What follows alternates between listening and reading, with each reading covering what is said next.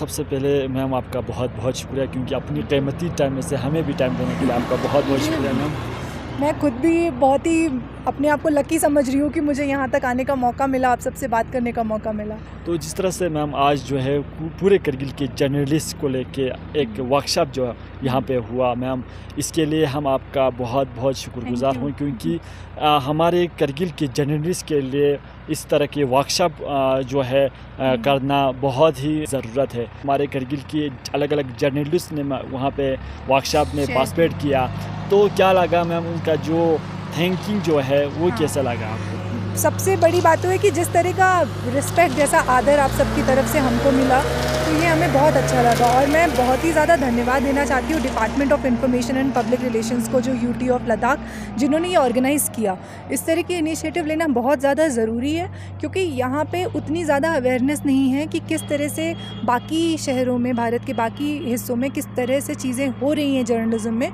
उसकी अवेयरनेस यहाँ तक पहुँचाने की बहुत नीड है, जो आज मेरे ज़रिए या अज़ीम अहमद जी के ज़रिए वो आज संभव हो पाया। तो मुझे लगता है कि जो भी हमने आज यहाँ पे डिस्कशन किया वो आप सबके काम आए। नेशनल मीडिया की बात करें, चाहे करगिल की हम बात करें, तो क्या डिफरेंस देखने को मिला मैम? क्योंकि यहाँ पे जो है चैलेंजिंग जो है वो बहुत है। वो वही सेम यही रीज़न है, क्योंकि यहाँ पे जिस तरह के रिसोर्सेज हमको मिल पाते हैं हमारे मीडिया ऑर्गेनाइजेशन से, वो यहाँ पे कुछ भी नहीं अवेलेबल है या एक बहुत ही छोटे लेवल पे अवेलेबल है। तो किसी भी चीज़ की शुरुआत एक होती है एक लेवल से, तो धीमे धीमे करके बढ़ता है।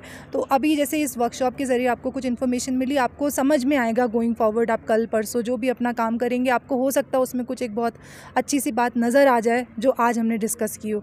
तो धीमे धीमे ही ग्रोथ होती है। अभी जैसे एक कुछ नई टनल भी बन रही है, तो आपने जैसे कनेक्टिविटी की बात की, तो वो जब टनल बनेगी तो कनेक्टिविटी का कुछ इम्प्रूवमेंट आएगा, एक वो है। इसके अलावा जो मेरा एक बहुत बड़ा टेक अवे आज ये हुआ कि नेशनल मीडिया हमें यहाँ के जर्नलिस्ट से टाई अप करने की बहुत ज़्यादा ज़रूरत है, और अपने ऑर्गेनाइजेशन के ज़रिए, मतलब हम टाई अप करके यहाँ की बात को बाहर रख सकें। उसकी वो कुछ लेवल पे होता भी है, यहाँ पे कुछ जर्नलिस्ट है जो ऑलरेडी एक काम कर रहे हैं, लेकिन उसको और ज़्यादा प्रमोट करने की ज़रूरत है, क्योंकि कारगिल की बातें बाहर नहीं जा पा रही है उस तरह से। यहाँ के लोकल मीडिया जो है जब कोई इशू को जो है आगे हाईलाइट करते हैं तो उसके ऊपर प्रेशर आते हैं। ये इसके लिए भी आपको धीमे धीमे लड़ाई लड़नी पड़ेगी। जैसे कि आप पहले ही दिन से बहुत ही ज़्यादा एंटी एस्टैब्लिशमेंट होकर के अपनी कवरेज नहीं कर सकते, लेकिन आप एक शुरुआत कर सकते हैं अपनी व्यूअरशिप को बढ़ाने की, अपनी रीच को बढ़ाने की, अपनी पावर को बढ़ाने की। और वो पावर कैसे बढ़ेगी? आप ह्यूमन इंटरेस्ट स्टोरीज़ ढूंढो,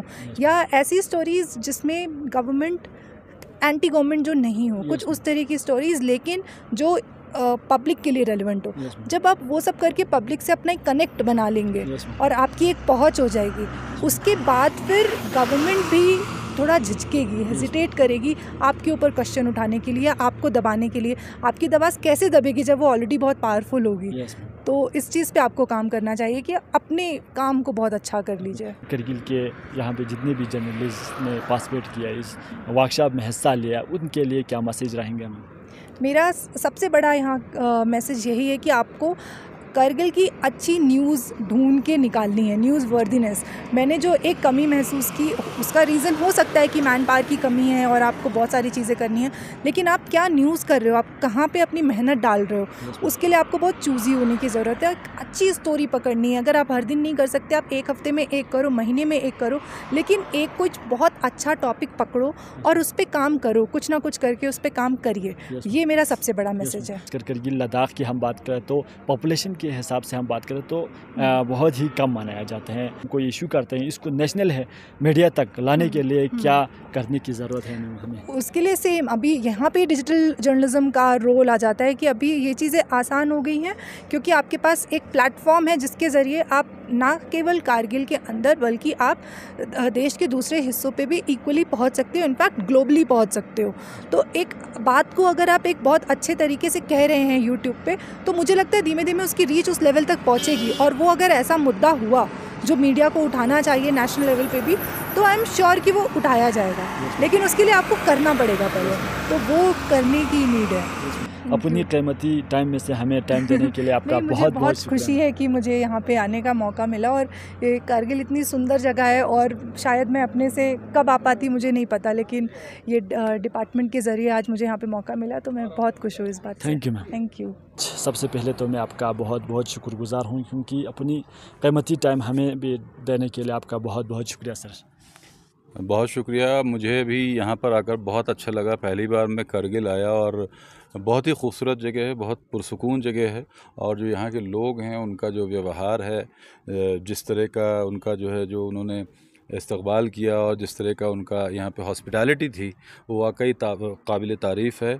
और मैं तो यही कहना चाहूँगा सब लोगों से जो कश्मीर तक रुक जाते हैं उनको करगिल ज़रूर आना चाहिए, और यहाँ पे आके इसकी जो खूबसूरती है उसको देखना चाहिए। ये देखिए पीछे ये बर्फ़ की चोटी दिखाई दे रही है, दरिया है, ये पहाड़ हैं, तो बहुत ही खूबसूरत जगह है, बहुत अच्छी जगह है।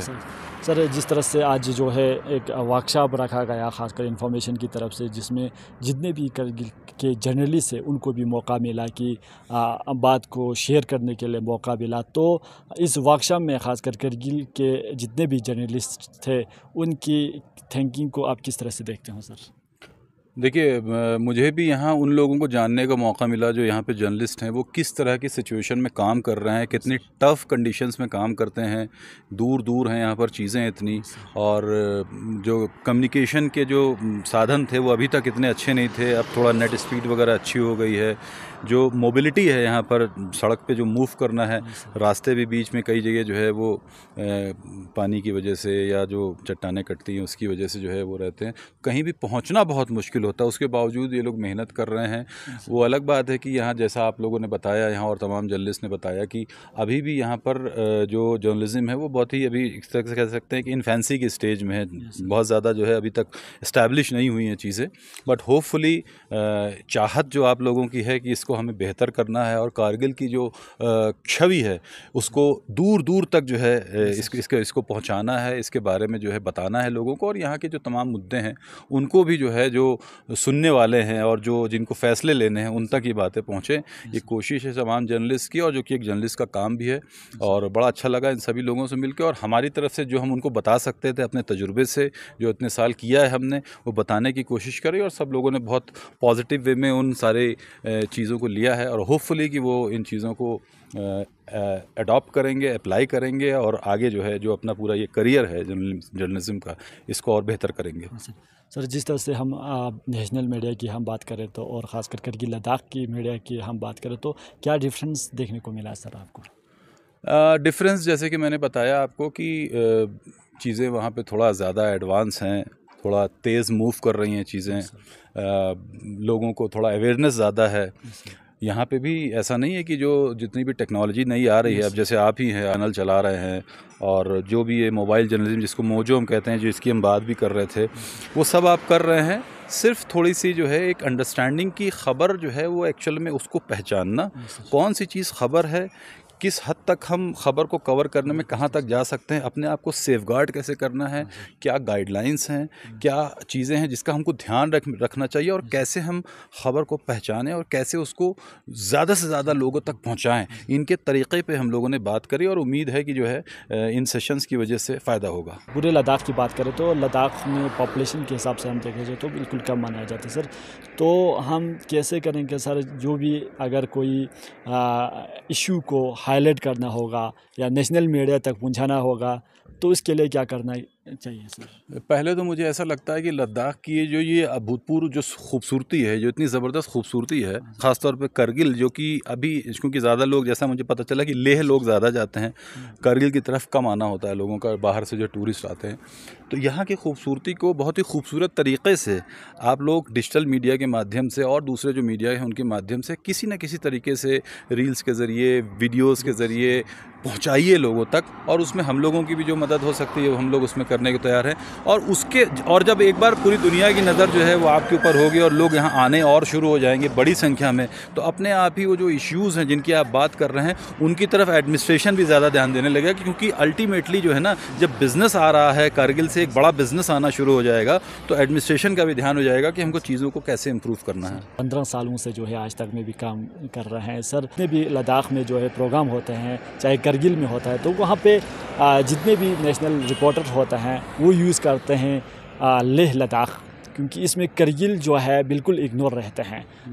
ऐसे में क्या, इसीलिए मैंने कहा ना कि ये नैरेटिव बनाने की ज़रूरत है, और इसमें आप लोग बहुत अहम रोल अदा करेंगे। जो जर्नलिस्ट हैं यहाँ के वो बहुत अहम रोल अदा करेंगे। सब लोग जो है वो ट्विटर हैंडल्स अपने स्टार्ट करें, उसको बड़े से बड़े जितने इंपॉर्टेंट लोग हैं उन लोगों को टैग करें, अपने जो नेशनल मीडिया के जो जर्नलिस्ट हैं दिल्ली में बैठे हुए हैं उन लोगों को टैग करें, यहाँ के इश्यूज़ के बारे में उन लोगों तक पहुँचाएँ। और ये डिजिटल जो मीडियम्स हैं, सोशल मीडिया जो है, यहाँ तो जो बाउंड्री है, जो फिज़िकल बाउंड्री है वो तो है ही नहीं। आप यहाँ की बात अपनी तो अमेरिका में बैठे हुए आदमी तक पहुँचा सकते हैं। सिर्फ ज़रूरत यह है कि राइट वे में उनको अप्रोच कैसे करना है, कैसे अपनी बात को उन लोगों तक जो है पहुँचा सके, उनके कानों तक, और दिल्ली में जो लोग बैठे हैं उन तक पहुँच सके, तो अपने आप चीज़ें जो है वायरल होने लगेंगी। देखिए, जो प्रेशर की आपने बात करी है ना, इट इज़ अ फेनोमेना